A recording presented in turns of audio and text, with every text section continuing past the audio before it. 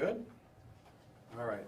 Thanks for coming. I thought after last night's incident at Southeast Human Services, we'd provide a little more clarification on what happened during that event.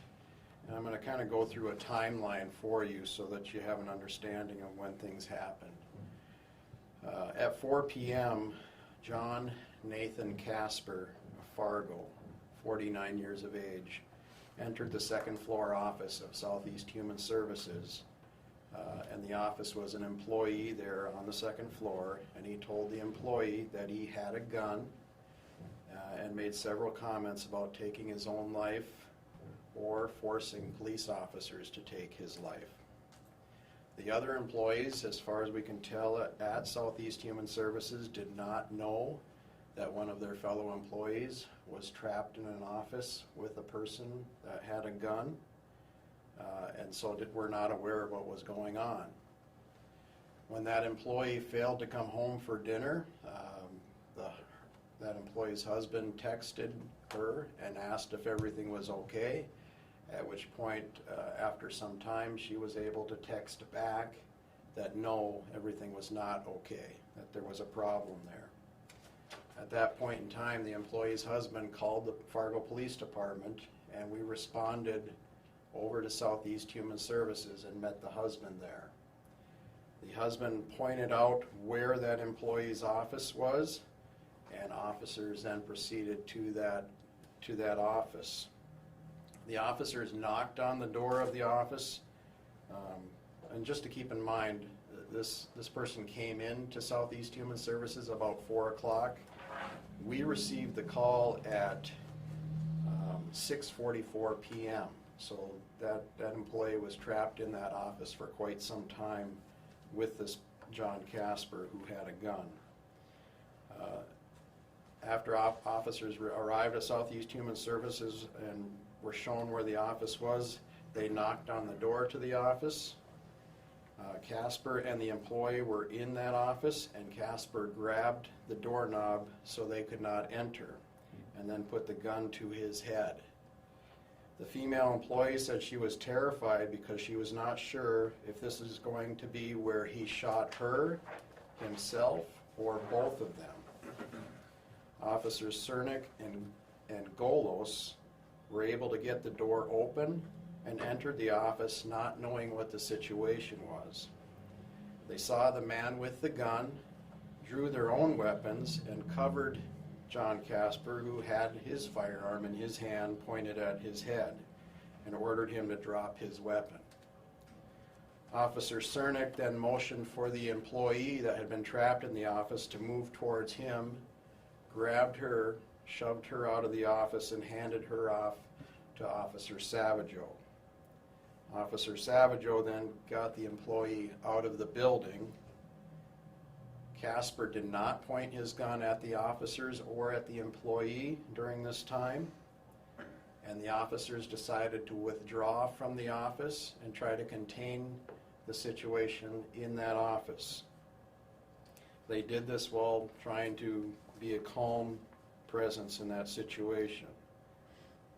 Casper was now alone in that room with his firearm, and they then had other officers come and assist with evacuating the rest of the building. Red River Valley SWAT was also called in to provide assistance with containment and negotiation, and there was some dialogue that took place. At 8:51 p.m., a single gunshot was heard originating from the second floor and exiting the building. Officers on the outside of the building heard that bullet pass overhead. At 10:01 p.m., entry was made into the office, and John Casper was found deceased of an apparent gunshot wound to the head. We believe it was self-inflicted, and it appears the round traveled out the office window after it struck Casper. There were no injuries to the employees or police officers. Officers did not fire their weapons during this incident, and officers canvassed the area to make sure that the round that exited the building did not strike anyone. An autopsy was ordered by the coroner's office to officially determine cause of death, I'll say that the loss of life in this situation is unfortunate and sad, and we send our condolences out to John Casper's family. I also want to acknowledge the courage and the bravery of the officers that responded to this incident.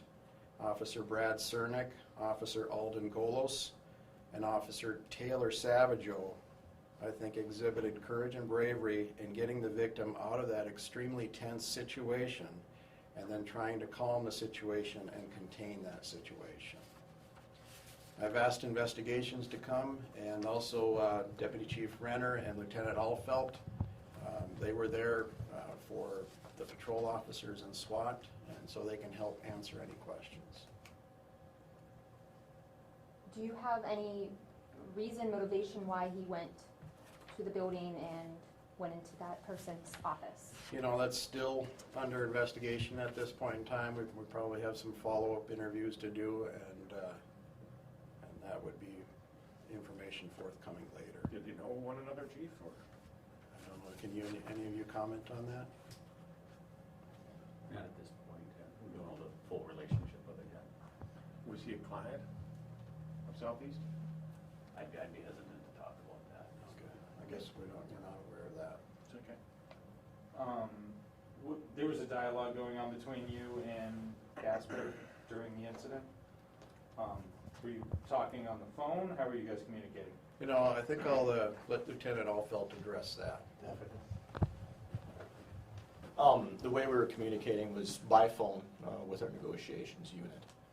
Can you disclose, did he reveal any possible motivation through that dialogue, or? I don't know the full extent of that dialogue as it just happened last night, and I wasn't able to speak with my negotiation unit, so it's still under investigation. Okay. But negotiations started almost immediately after we arrived, and went on for the majority of the incident until the shot was fired and he took his own life. So he wasn't asking for anything specifically, you know? Not willing to get into that right now until we know the full extent of what was going on with him, until I can talk to my negotiations team on that a little more. Okay. And I think, Chief, you indicated, and maybe last night Ross maybe indicated there were no threats toward officers specifically, or were there threats at all? None that I know of at this time, no. And is this gentleman, Mr. Casper, of Fargo, or what is his location? Yes, 49 years of age, from Fargo. CAS or KAS? C-A-S-P-E-R. John with no H. Okay. Okay. Have you guys had previous contact with him? Do you know who he is? Not that I know of, I'm not sure. No. Nothing we're aware of. Okay. Is there any reason to believe at this point that he had a history of mental illness or anything like that? I am not willing to comment on that, I have no idea. Chief or Lieutenant, could you comment on what this woman may have been going through? Something like that must have been pretty traumatic for her. One of our sergeants was able to converse with her today, and she was very shook up by that incident, and continues to be. He had a good conversation with her about some of the feelings that it's normal to feel after being in a traumatic incident like that, and so she's going through what we would expect her to go through after being trapped in an office with somebody for 2 hours that was armed with a gun. How close was that bullet that went by your officers? Any idea? I had two SWAT officers on the perimeter that were directly overhead. Not sure how far overhead, but I could definitely hear it pass over them. So he shot himself in the head, it exited out the window. That's what it would appear. I would have to leave it to investigations. They were the ones who looked at it, but that's what it appeared after we had secured the scene and looked in there. Was this a handgun? Yes. And I'm sorry, what time, again, did he take his life? Do you guys have an approximate for that? I have shot fired at 8:51 on my timeline. 8:51 p.m.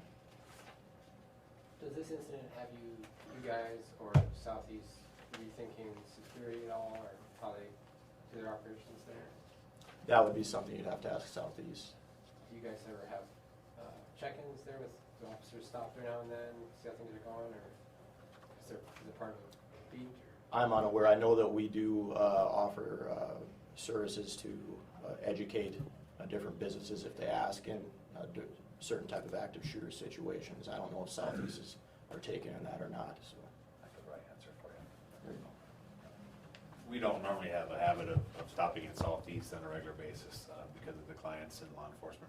Sometimes their clients aren't real comfortable around us, but they do have private security that are on staff at their facility almost every day.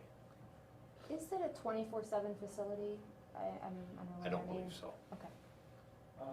Do you know of any previous incidents that have occurred there? Not maybe to this caliber, but have you guys ever been called out there for maybe a violent situation?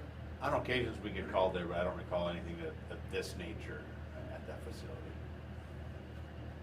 And just to clarify to all you gentlemen, it's not known why he chose that location or this woman or anything like that. You're still investigating that.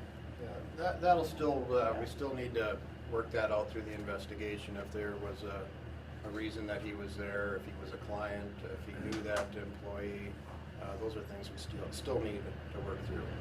Would it be fair to say she was held hostage? I mean, he didn't threaten her, or? Well, what seems to be indicated to us was she was too frightened to leave. So he didn't hold her hostage, or would you say he did? I think she was too frightened to try to leave. He was there with a gun, and he shut the door, and she was stuck in an office with a person with a gun.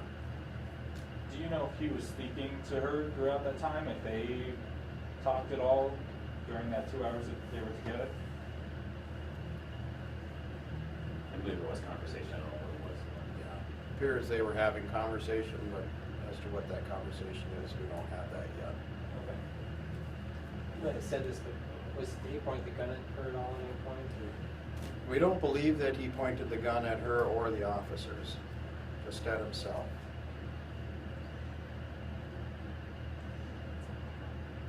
So I guess you don't know whether if he shot himself in the head, you would know, he would know where that bullet was going to go out the window. No. And he indicated that he was there possibly to take his own life to that employee that he was in the office with. When he came into the building, did he show his gun right away, or did he go to that room and that's when he revealed that he had a gun? The indications are that he went into the building, went to that office, and then did not indicate he had a gun until he was in that office. That's why we don't believe any of the other employees were aware of what's going on. So there was a pretty good period of time where employees, that was going on, and no one was aware inside the building. Right, except for those two. We believe he entered the building at about 4 p.m., and we did not get the call that the situation was happening until 6:44 p.m. Is there surveillance video at this facility that you guys were able to review or anything like that? There is not. No. And then just to clarify, how much of the area did you guys have on a lockdown, Eric? Did you say? Deputy Chief Renner? And what was is it just precautionary, or did you guys? Generally, we'll make sure that we have an area secured, that's secured from the public, that we reasonably believe that a round could be fired to. Really, it depends on how many buildings are in between that location where we have people at. So really depends on the structures that are there, and we had maybe about a block. The Big Top continued to operate. Yes. And was the Avalon, was there an event going on there? No. There wasn't. Chief, could you maybe speak to the training of the officers and just how well that you feel they handled the situation? You know, we do train our officers in, we train them tactically. We also train them in de-escalation. A number of our officers are trained in crisis intervention training. These three particular officers all started in 2015. So they're fairly young officers. Officer Alden Golos started in February of 2015. Same with Officer Taylor Savageau. And Officer Brad Cernick started in August of 2015. So fairly young officers. But but I thought they did a fantastic job in getting the victim out of that situation and trying to de-escalate it. Can you spell those officers? Alden Golos is Aldin, last name Golos. Taylor Savageau is Taylor. Savageau is Savageau. And Brad Cernick is, last name is Cernik. And they're all patrol officers? All patrol officers, all started last year. Okay. Thank you very much, folks. Thank you. Thank you, sir.